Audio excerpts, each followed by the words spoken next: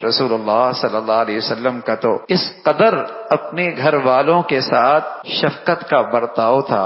حضرت عائشہ فرمانے لگی کہ کبھی ایسا ہوتا مجھ سے کہانیاں سنا کرتی. کہانیاں، نبوت کی ذمہ داریاں، امت کی فکر، نبوت کی ذمہ داریاں، امت کا درد اور فکر، لیکن اپنی اہلیہ کی دلجوئی کے لیے آپ سے کہانیاں سن رہے. ام زرع، حدیث ام زرع، حدیث کی کتابوں میں یہ بہت مشہور واقعہ ہے، حدیث ام زرع کے نام سے. 10 جاہلیت کے زمانے کی 10 عورتوں کی کہانی ہے. تو آپ علیہ الصلوۃ والسلام صرف اپنی اہلیہ کی دلجوئی کے لیے وہ سنا کرتے تھے. عائشہ فرمانے لگی کبھی آپ تھکے ہوتے نا تو تہجد بیٹھ کے پڑھتے، اور پھر آخری چند آیتیں کھڑے ہو کے پڑھ لیتے، پھر دوسری رکعت کے اندر بھی آپ بیٹھ کے پڑھتے، پھر آخری چند آیتیں کھڑی ہو کے پڑھتے. تہجد کا وقت ہے.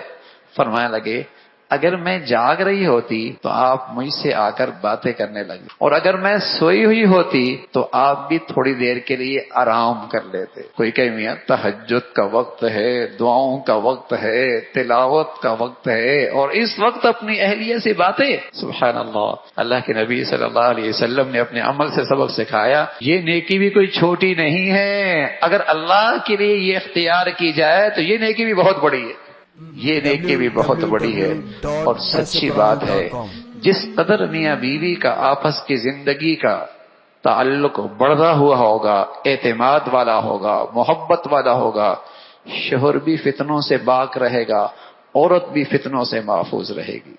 لیکن اگر یہ تعلق کچے دھاگے کی طرح ہو گیا، ڈر ہے عورت بھی کسی فتنے میں پڑ جائے گی، مرد بھی کسی فتنے میں پڑ جائے گا. اور بھائی اب تو فتنوں کے آلات ہر ایک کے ہاتھ میں ہیں.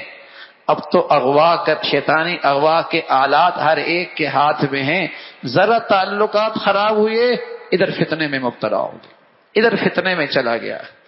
تو اب تو پہلے سے بھی زیادہ ضرورت ہے کہ آپس کی زندگی کا تعلق بڑا ہوا ہو، اعتماد زیادہ ہو، اور آپس کا قرب کا تعلق ہو.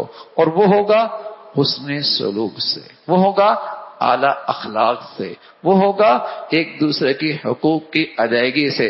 اللہ رب العزت ان بڑھیا اخلاق میں سے حصہ ہمیں بھی نصیب.